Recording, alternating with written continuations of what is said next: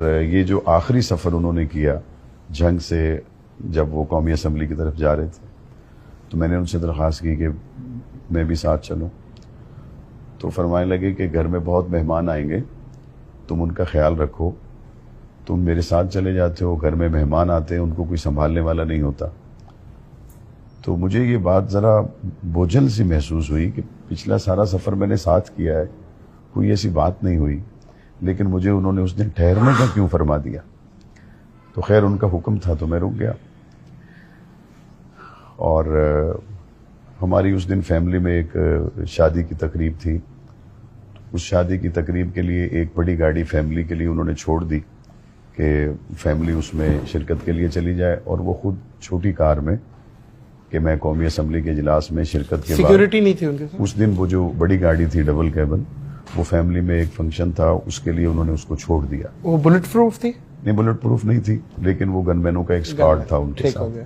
تو وہ گھر سے روانہ ہوئے، اور عصر مغرب کے درمیان میں ہمیں اطلاع آئی کہ ان پہ حملہ ہوا ہے. کہاں پہ؟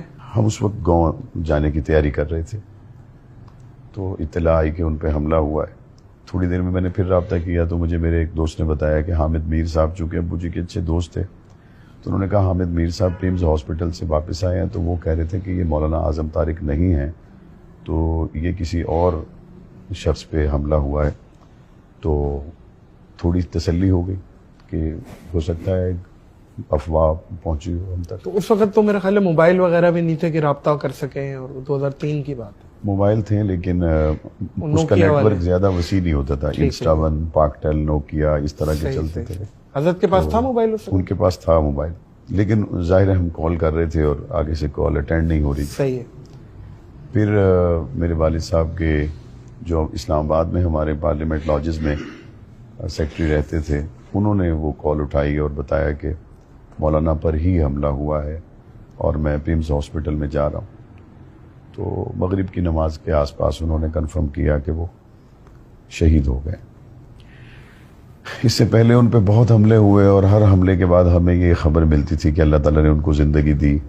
آپ لوگ کہاں تھے اس وقت جب یہ شہادت کی خبر ملی؟ جب یہ شہادت ہوئی تو کچھ فیملی کے لوگ گاؤں میں شادی کے لیے جا رہے تھے، میں پہنچ گیا تھا، تو میں پھر وہاں سے واپس آیا.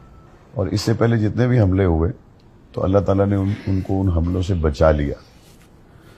تو جس طرح ہر حملے کے بعد ایک بچنے کی خبر اور ان کی نئی زندگی کی خبر ہمیں ملتی، تو اس مرتبہ بھی ایک بڑی امید تھی کہ اللہ تعالیٰ نے